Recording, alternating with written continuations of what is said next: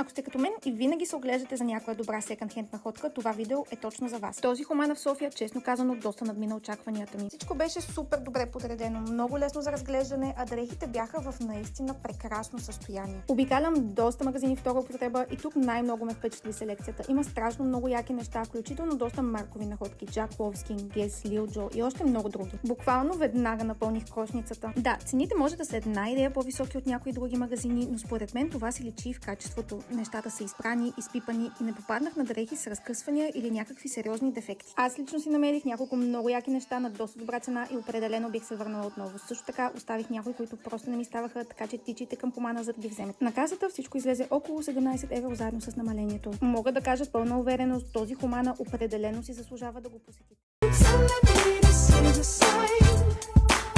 She's looking in my eyes, no single word.